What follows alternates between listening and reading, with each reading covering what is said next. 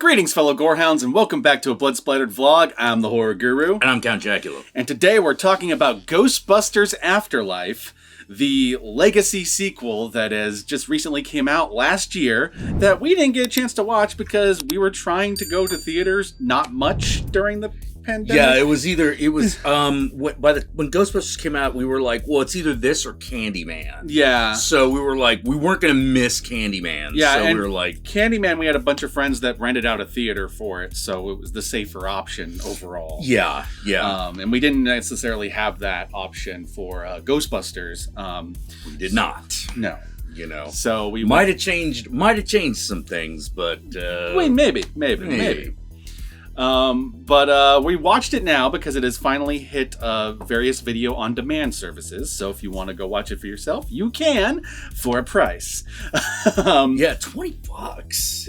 Yeah. Like you got it right now. There's no rental option. You just have to buy the fucker. Yeah. You know? It'll hit renting services eventually, but for right now, $20. Yeah, full price. But let me tell you right now, it's pretty much worth those $20. I dug the hell out of this movie. Yeah, that's pretty good. Like it's basically what I expected. Little bit more. It is definitely a trip down nostalgia lane. Oh yeah. So if you are like, I don't give a shit about no Ghostbusters, well, I don't know what's wrong with you, and you're not gonna like this movie. Yeah, it's not gonna change your mind if you already don't like Ghostbusters, because this is a love letter to the first movie in particular. Less the second movie, more the first movie. Oh, way more the first movie. It is a direct sequel to the first two movies, ignoring the 2016 reboot. And personally, I think is probably the best of the sequels. It's definitely better than Ghostbusters 2. Exactly. It's got a different feel than the original two Ghostbusters. Like this feels more like Goonies, but with Ghostbusters. Because the main characters are all kids. Yeah, they're all kids, and it also doesn't have the very particular type of Dan Aykroyd writing. There's a very particular cadence to the way Dan Aykroyd scripts sound, especially the Ghostbusters scripts. Yeah, especially when he's doing stuff with Harold Ramis. Where this has a sense of humor. It has a lot more of the Jason Reitman, who's the director of the movie and is the son of Ivan Reitman, the director of the first two movies. It has way more of his flavor of film, which is way more of a dramedy. Yeah. So there's this heartwarming dramedy underneath the comedy, and the comedy is more sprinkled throughout as opposed to coming at you every 5 seconds. Yeah. The dialogue is not nearly as snappy as the original Ghostbusters. It's still funny though. I would say this movie is way funnier than 2016, and 2016 was just a straight up comedy. And I thought this was way funnier than that. So it's still funny. Oh man, the 2016 one was just bad. I was not a fan of the 2016 one. I was. After all that bullshit, it was a bad movie. It was just a bad movie. Yeah, unfortunately. And it has nothing to do with the fact that it had an all-female cast. There are plenty of all-female cast movies that I've enjoyed since then. I dug... but there's been all-female... There were all-female cast comedies with that director and that group of that was great. Comedians that have been great. 100%. You know, there are Paul Feig movies that I really fucking enjoyed. I really fucking enjoyed Bridesmaids. Yeah. I think it was called The Spy. I think it was called something like that. But I remember liking that movie. He's made great movies. I also really dug other movies that have happened since then. I dug Ocean's 8. Ocean's 8 was great. It was another reboot of a franchise with an all-female cast, and I dug the hell out of that. It was a good movie, Ghostbusters 2016 just missed the mark. Pretty badly, actually. So it was nice to have a kind of... I wouldn't even really say return to form, but definitely... return to form's not the right word, because it's definitely a different direction. Yeah, it's a different movie than the first two Ghostbusters. But it has its foot planted in the original two movies in a way that feels more satisfying. At least to me, it was more satisfying. It does, yeah. The only thing I could even remotely criticize is that there are times where it's almost too firmly planted in the first movie. Oh, yeah, they're not... With the biggest downside of this is that there are not a lot of surprises. Yeah, because it's so firmly rooted in the roots of the original movie. You kind of know the beats that are going to come. You know, especially once you kind of figure out what's going on in the movie. Like, we'll get more into the spoiler section when we talk about that. Because the marketing did a great job of not telling you the actual plot of the movie. So But with that, as soon as like you get about like halfway through the movie, you're like, oh, I see where this is going. I know what's going to happen. So now this is going to happen, that's going to happen, this is going to happen. And it does. It's pretty much how it plays out. But it plays out in kind of its own approach to those beats. Like, you're familiar with the beats, you know where they're going to hit. You've seen the first 2 Ghostbusters. But they play out in a way that's very unique to this movie. And I kind of appreciated that. Yeah, it feels like an above average, like, Real Ghostbusters episode. I would agree, actually. Yeah, Real Ghostbusters is actually a great comparison, especially with some of the way it approaches the ghosts. Throughout this, you know. Yeah, because it definitely takes that, like, the ghosts are not just the spirits of the dead. They're these weird things like Slimer and stuff. Yeah. Another thing I really liked about this movie, like thinking in comparison to the 2016 movie, since both of those movies were trying to reboot the franchise, but in different ways. Yeah. One thing I really liked about this movie is that visually it had a more grounded kind of... Gritty's not the right word because that makes you think of like dark, gritty, like film noir movies. No, it's not like that. But like, there's something a little bit more lived in this particular movie. It's a little dirty. Yeah, you know, things are dirty. The tech is all janky and like It's not sleek looking. It's not cool. It's like it's still like fucking made out of old car parts. Exactly. And colanders, like to put an analogy that like nerds will kind of get, like if the 2016 movie was a Mac, this is a PC. You know? Oh yeah, this is a janky as fuck. Janky PC. Janky as fuck PC. Like the fucking you got a bit cut out of the fucking like casing because the fan's too big. Yeah. You know? Whereas 2016 had this very sleek look. All the tech felt updated, and even the ones that's like directly evoking the original movies, it looks sleeker. Just the way they filmed it. Yeah. Whereas this movie, everything felt all lived in, and I really appreciated that. It's kind of like the difference between the Star Wars prequels and the Star Wars sequels. Yes. You know? Yeah. The difference between the difference between that and them and The Force Awakens. Yeah. Like the way they look, mainly. Yeah, definitely. I also, I've seen some criticisms for the movie because, like, it is so heavily filled with nostalgia, but I gotta be honest, it didn't actually bug me. Well, I look, man, you're doing a sequel to Ghostbusters after what, 30 years? Yeah. Like, and like, no shit, there's going to be a lot of nostalgia. And you have 3 generations of people that have grown up with those 80s movies and like love them. And so, like, I kind of felt like this movie, I don't know how else to put it. Like, if I felt like the 2016 movie felt a little disrespectful, whereas this felt like super respectful of the original movies. And like, I don't think when they made 2016, they intended that to be disrespectful. They were just trying to not make it the exact same thing. While also, weirdly enough, feeling more like exactly the same thing. Well, it felt like the exact same thing, but done badly. Well, how do I put it? Like, when you try to evoke all the same beats of the original movie, but you make it so completely feel so different, sometimes you just got to make that work. And I felt like this movie made that work better. It does. You know? It does. Also, like, much like, say, The Force Awakens, I feel like this movie benefits from being a legacy sequel. This is more of a passing of the torch movie as opposed to a complete restart of the series. And the good part about that is I felt like my connection to all the characters worked better in this instance. Oh, yeah. Not just because I feel like all the characters are better written in this than I thought they were in 2016, but also I feel like their connections to the original movies is deeper. So definitely. Like it you know, the characters feel like they should feel. Exactly. You know? Exactly. We do have a bit of the Junior Ghostbusters, kind of everyone's got like a bit of an analog to an older character. Yeah, well, it kind of reminded me of what was it, Extreme Ghostbusters? Yeah, where you have new characters, but they obviously are analogs of the original characters. Just like, you know, the young girl's obviously the analog of Egon. Yep. Her brother is like closer to Venkman. Mm-hmm. the character of Podcast. Oh, definitely. Is definitely Ray. Yeah, definitely Ray. And the sheriff's daughter is 100%. God damn it, what's the fourth Ghostbusters name? Oh, Winston? Winston, yeah, Winston. I'm like, God damn it. Now I'm just spacing out on names. And like the sheriff's daughter is definitely the Winston, right down to her kind of being the one that's cracking like wise, like the one who's making the really like flat humor jokes. Yeah, exactly. Like if there's a steady paycheck in it, I'll believe anything you say. Exactly. Like she's like the most down to earth of the characters. You know, and I really appreciated her. I appreciated all the characters, to be completely honest.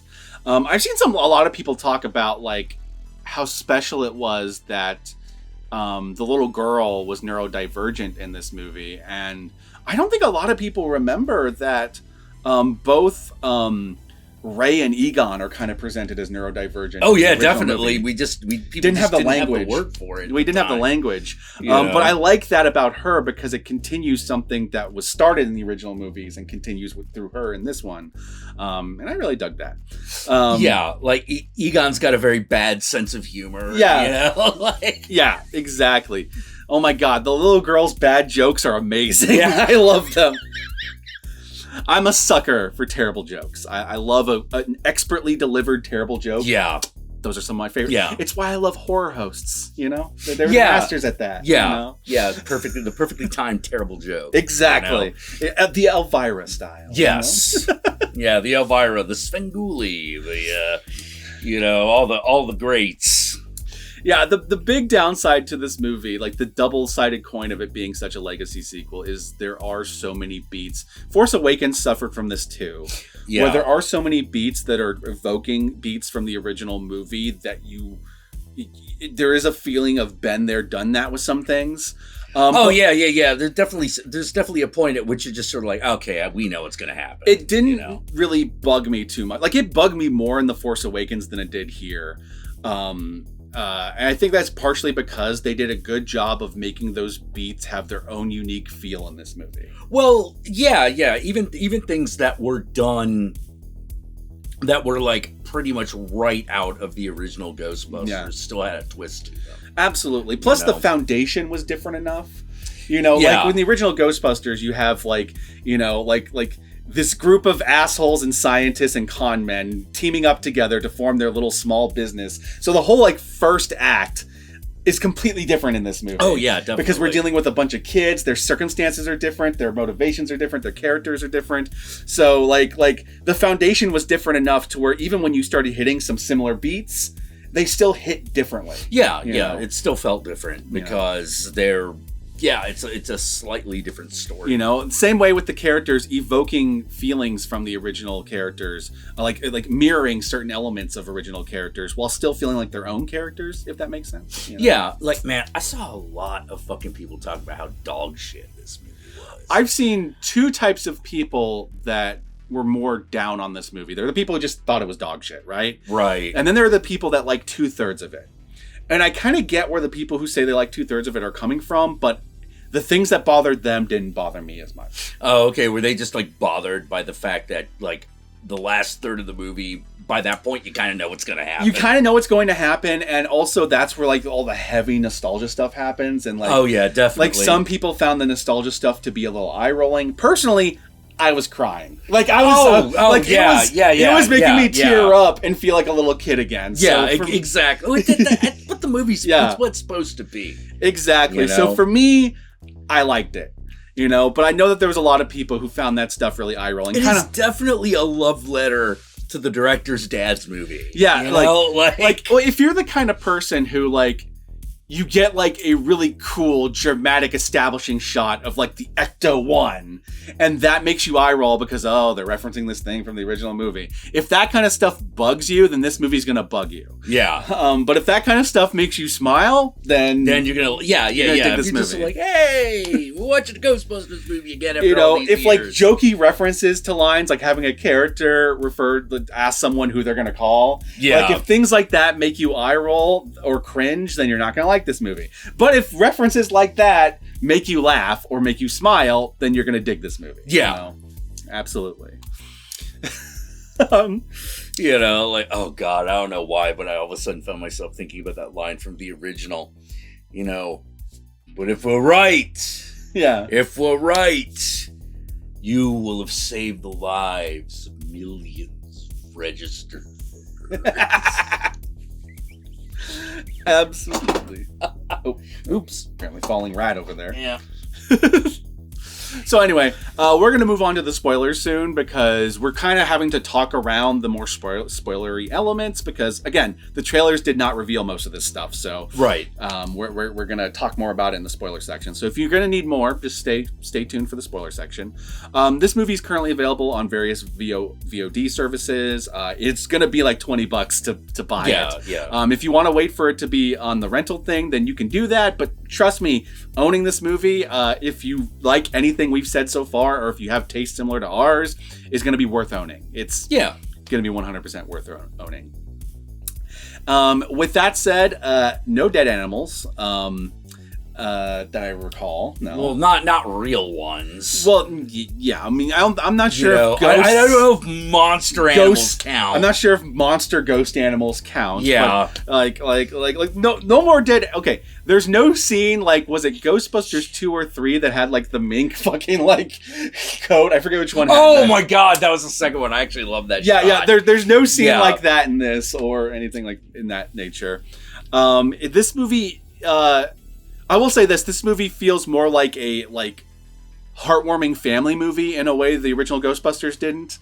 The original Ghostbusters was like, let's take a bunch of SNL people and like have this like fun little goofy comedy, whereas this one has way more of like a Spielbergian definitely. I mean, about the only one thing I did miss that this movie doesn't really have. What was it? Is the first two Ghostbusters movies have the ghost escape montage. True. This movie doesn't have that as much. This has like 2 or 3 things happen once the big PKE explosion happens. Yeah. There is like a mini montage, but it's not to the same level. Yeah, it's not like it's not like the zombie taxi driver, or he says the Titanic just arrived. They also don't necessarily have like a moment where it's like an extended music video for like a weird ass song they just decided to use. Exactly. Yeah. Like in the one where it was like Magic by Mickey Smith. Yeah. And the second one it was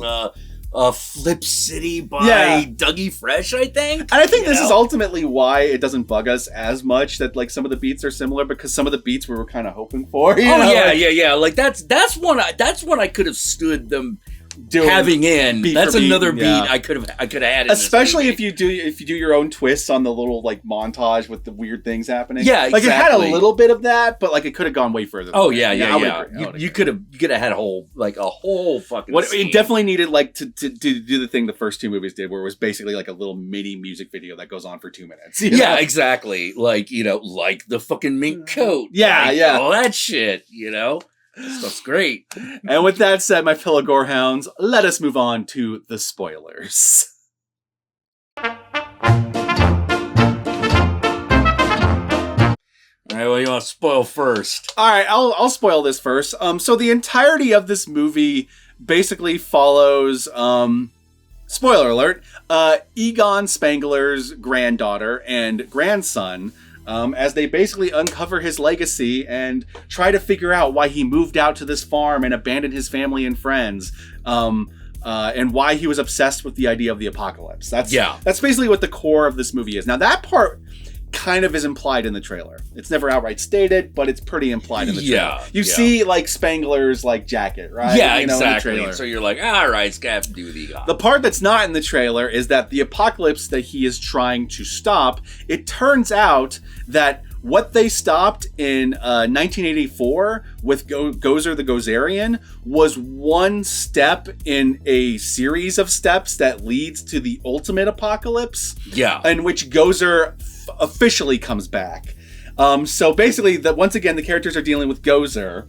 So this is where you start dealing with elements from the original movie kind of popping up, and you kind of know the beats. Of course, there's going to be 2 dogs. Yeah, there's 2 dogs. There's going to be the gatekeeper and the keymaster.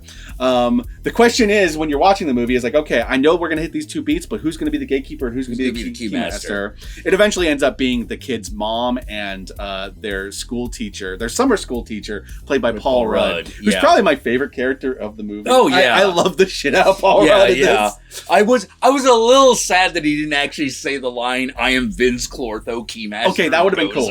That would have been cool. That would have been cool. Like there's some points where I'm like, look, if we're doing this beat anyway, let's just go all the way. Like, once you get to the halfway point of the movie and the kids kind of confirm they're dealing with Gozer, the Gozerian, from that point on, you start having recreated beats from the original movie, but, like, with this movie's twist on them. So, like, there's a whole scene in which Paul Rudd's character encounters the dog that chases him down at a supermarket, which is very different from the way the dog happens in the in the original movie. But you have this whole extended chase sequence in a supermarket. There's also the mom obviously encounters the dog, not in a fridge. The dog just kind of appears in Spangler's secret underground bunker. Yep. And of course you have that they must mate, and then the doors will open. The things that are different here is that there is a pit full of ghosts that are trying to escape. Yeah. That Spangler has set up a series of proton packs that shoot into it periodically to keep them down so they never pop up again. And you get a moment where after they're possessed by the dogs where Paul Rudd's character breaks those proton packs by having them shoot into each other, basically. Right. And the ghosts escape. And that's where we probably could have got that montage. We got a little bit of one. It is, yeah. We got a little bit of one. Like, there's like the old ghost that's like taking the miner. Yeah, the miner at the coffee shop. Yeah. You know, there's the weird eyeball ghost that pops up. But I felt like that could have extended an extra minute. You know? Yeah. It's like you could tell that was the function those scenes had. I think but they didn't quite go up. They didn't make the music video out of it. Yeah, what that scene was missing was a song. Yeah, I feel like it just needed some weird ass song that feels out of place in the movie yet somehow works. Yeah, you know, because that's how I always felt about the songs in the original movies. They're out of place, but they work. Like, oh yeah, totally. You know, and I kind of wish they had done something like that with it. But that would have made it even more like the original movie. So if your problem with this movie was all the beats that are similar to the original movie, then you would have just hated that. But yeah. No, I'd have loved it. I would have loved it. This also there's a point in which the little girl who is Egon's granddaughter, who's kind of she's kind of the protagonist. Like, the whole family... Yeah, she's the closest thing that it has to a single protagonist. Yeah, the whole family kind of, like, are all the protagonists, but she's, like... We follow her the same way we followed Bill Murray in the first movie. Yeah. You know? Like, the whole team is the team, but, like, she's, like, the anchor point. Because we follow her figuring things out before everyone else. And, like, you know... And what I really like about that is... she's guided by the ghost of Egon. And I like that at first you're not sure if that's who it is, but as the movie goes on, it becomes clear. It becomes clearer, yeah. But there's a point where she doesn't know what to do, and she ends up calling Ray. Because apparently Ray has kept the old phone number. Yeah, the old Ghostbusters phone number, and she has a moment where they're arrested after having captured a ghost, but they kind of rampage through the town to do so. Yeah, and they're arrested. The point in the movie where the Ghostbusters usually get fucking arrested. And she being the smart one is just like, hey, don't we get a phone call? And you get that really cheesy, but I love it moment where the sheriff is just like, who are you gonna call? Yeah. And then she actually sits down and calls the Ghostbusters hotline, but that hotline goes straight to Ray's new shop because he kept his occult bookshop. Yeah. And this sets up later on in the movie when they're at their lowest point while fighting Gozer, and the original 3 Ghostbusters show up, the remaining 3 that are still alive. Because Egon's character dies at the very beginning of the movie because, for those of you who don't know, Harold Ramis is dead. No longer with us. Yeah. So, like, at the very finale point of the movie, you get this really awesome, probably the most nostalgic moment where the three remaining Ghostbusters show up, and they're exactly like they were in the original movie. Yeah, they're just old. They're just old, but their personalities and their interactions, identical. And you get great callback moments where they're callbacks, but they're kind of callbacks that work because they different punchlines, if that makes sense. Yeah. Like the point where Gozer turns to them, sees them, recognizes them, and says, "Are you gods?" And what are you, gods? And then like Ray freezes up again, and then you have it's like, oh my god, Ray, oh my come god. On. And he finally says, "I am gods," which is a callback to the original movie where they're just like, when someone asks if you are God, you say yes.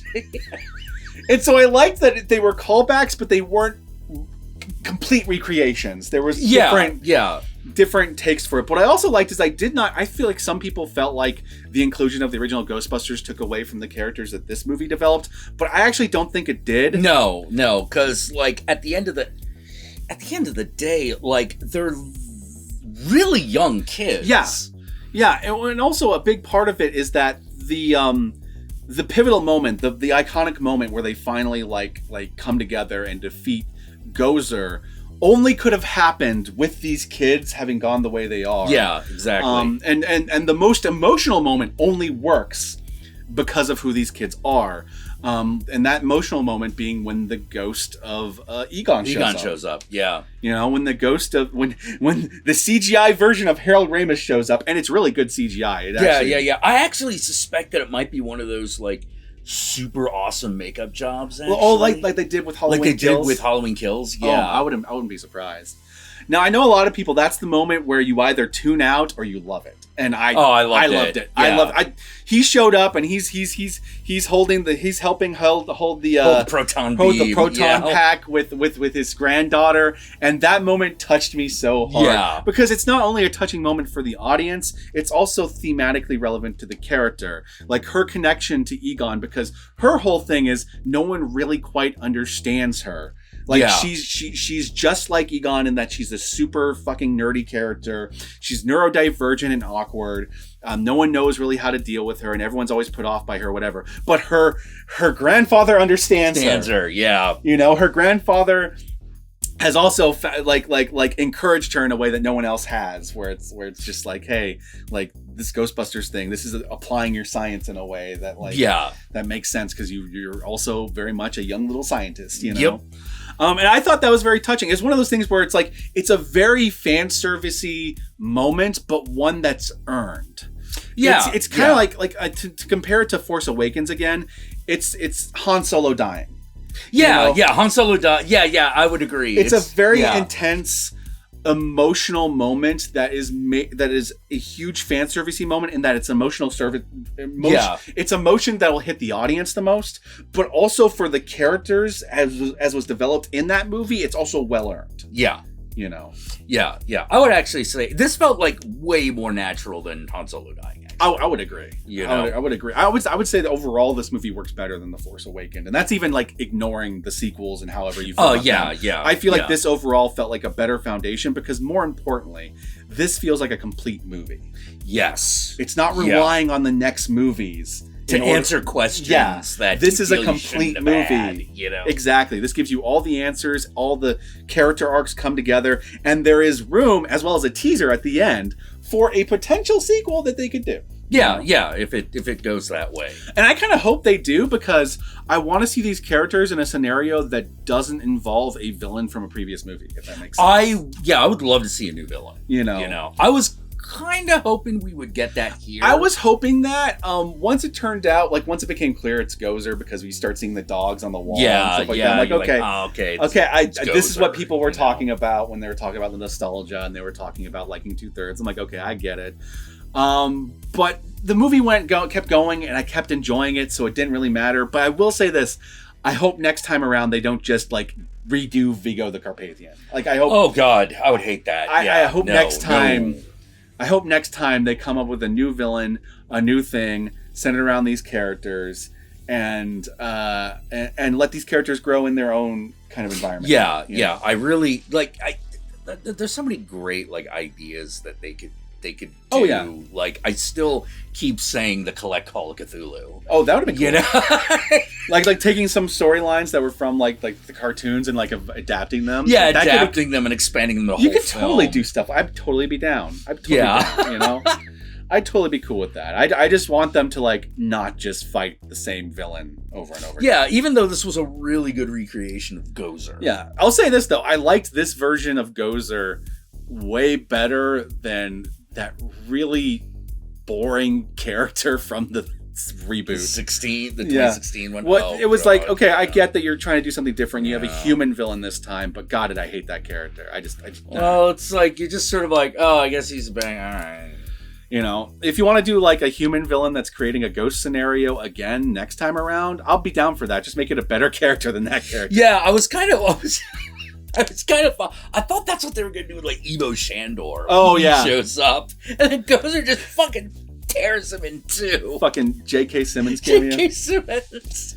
J.K. Simmons is in just about every Jason Reitman film that I've seen anyway. I haven't seen a couple of them, but in all the ones I've seen, he's usually been in it. So it was kind of cool to see him cameo. He's a regular, you know. You know, and I like that because that was a great moment seeing that actual character, because it's a character reference in the original movies, but like you don't ever actually get to see him because they're dead. You never see Evo Shandor in the first one, and in this one you meet him briefly. You know, so like I do like some of the cool new additions they do to Ghostbusters, like the fucking like trap on the Hot Wheels car. Yeah, was really fucking awesome. That was cool. That was a cool little element. The side door, seat, the gunner seat in the back for the Ecto-1, really fucking badass. I like those cool additions. Those are really fucking cool. I just, you know, I dug this movie. This made an old school Ghostbusters fan really happy in me. Oh, yeah. Yeah. I kind of wish this was... I mean, they couldn't have made this same movie like 5-6 years ago because some of the actors were still like kindergartners. You know? Yeah, it wouldn't have been the exact same movie. I do wish that the 16 movie never happened and that this was just the movie that continued. Because the problem is that all the harassment and shit that happened surrounding the original movie, that created a weird environment where people had to like that movie if it came out, because if you didn't like the movie, then you were on the side of the harassers, and it's just like, no. If you didn't like the movie, you didn't like the movie. False dichotomy, but it created that false dichotomy, and I feel like when this movie came out, you can see shades of that dichotomy still happening, where people are just like, "Oh, well, if you support this movie, then you're the sexist asshole who harassed people with the last movie." And I'm like, "Well, no. I here's the thing. Even if I liked the reboot, I would still have liked this movie." Oh yeah, totally. You know, totally. You know, but it creates these weird false dichotomies and these weird false like tribes that are surrounding it, and there's all this baggage surrounding all of it, to the point where there are people who probably would love the shit out of this movie but are sick of Ghostbusters because of all the controversy that's happened around all of it, exactly. And haven't watched the movie because of that. And I get it.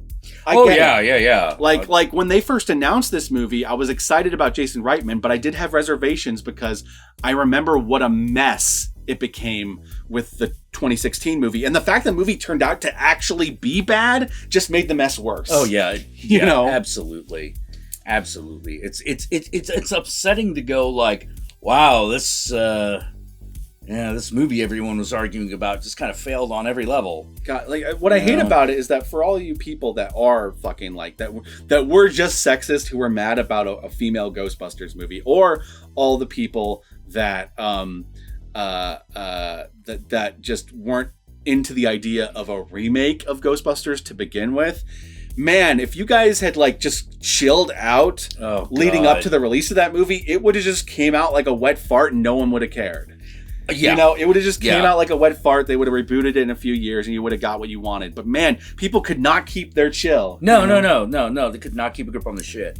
Could not keep their chill. And thus they created this weird scenario. And I don't blame the people that ended up liking that movie or defended that movie. I blame the people that did all the harassment leading up to the movie. Well, yeah, exactly. I don't even blame the filmmakers, because I know people will point to the filmmakers and go like, oh, Paul Feig said this, Paul Feig said this, oh my god. Yeah, he was dealing with people that were literally like harassing people and saying racist shit. I don't think he's supposed to be nice to them. I really hate, exactly. I really hate this dichotomy people have created online where you have to be nice to people that are fans, even if they're like being racist to your face. Yeah, exactly. Fuck that. Fuck that. No. Fuck that. No. If you're such an insecure baby that you can't handle someone criticizing racist fans, because for some reason when you hear someone saying something about racist fans, you assume they're talking about you, chill the fuck out, man. Yeah. Chill the fuck out. Yeah. It's all fine. If you're not the person harassing the black actress and calling her a goddamn monkey or something like that. Oh my god. If you're not the person doing that. I couldn't believe that happened. If you're not the person doing that, then they're not talking about you. Chill. Like, there's this thing that happens because of the way online, like, fan media, which are basically like glorified tabloids. Oh yeah. Oh yeah. Where creators get harassed, or people involved in a creation get harassed. They respond to their harassers, and then the people that aren't harassing take it personally and say, oh, so you're going after the fans. And I'm just like, are they really your fan if you're harassing them? Like, come on. Exactly. And also, why do you assume they're talking about you when they're talking about the person that just called them a racial slur? Like, are you calling them a racial slur? Like, is there something you want to tell us? Yeah. Come on. Yeah, it's oh god. Sorry. I'm having a flashback. I'm having flashbacks too. Having flashbacks. Oh man, like I was fucking like low key fucking traumatized by everything that happened in 2016 surrounding the first Ghostbusters movie. You. And you can see it in my review I did, my vlog I did on that movie, where there were things that I was like going off about in that one that I don't know if I would stand by today, but at the time I felt it just because the noise was so loud. Yeah, it was pretty bad. I don't think like when I I didn't like I stuck by what I said at the time, which is I'm not going to watch this movie for like probably a couple of years. Yeah. And then I saw it and it's bad. Yeah, it's not that good. It's not even good by the Paul Feig standards, and Paul Feig has a lot of good movies that I enjoy. God knows, it's probably his worst film. Yeah, I would agree. I would actually agree. I would agree. It's one of those like, what the fuck happened? Like the elements were there. You had the cast, you had the crew, you had all that, but it just didn't come together. The magic did not happen. Yeah, magic didn't happen. You couldn't couldn't get the lightning in the bottle. Couldn't do what you needed to do. But I'm glad this movie exists, because this movie, for me at least, washes the taste out of all of that out of my mouth a little bit.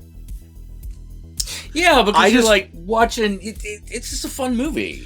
I just hope as time passes and like the 2016 movie and all the drama surrounding that starts to become a distant memory for a lot of people. I hope that as time passes, people come to this one and start to realize that what happened then is not this movie's fault.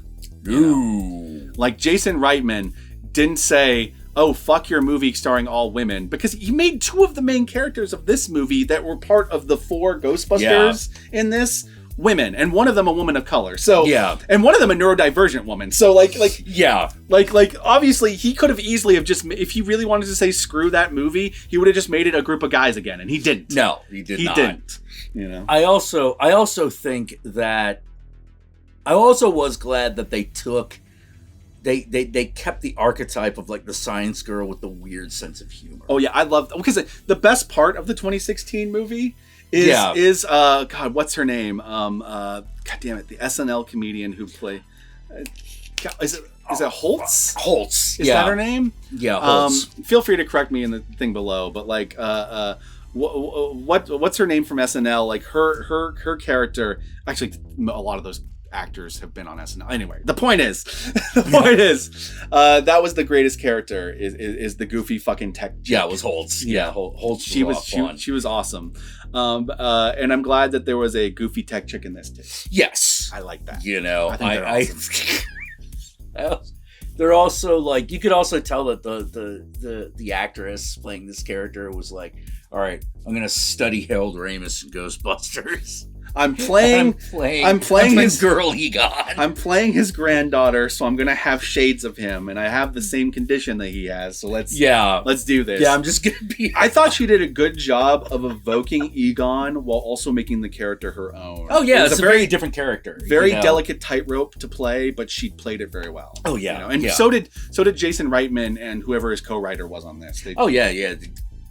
Really good job. Like this is a really, really good Ghostbusters story. Absolutely. It says the only problem that it really has is that it's not the greatest thing you're ever gonna see. No. But then again, like neither are the original two Ghostbusters, right? Like the first Ghostbuster is great.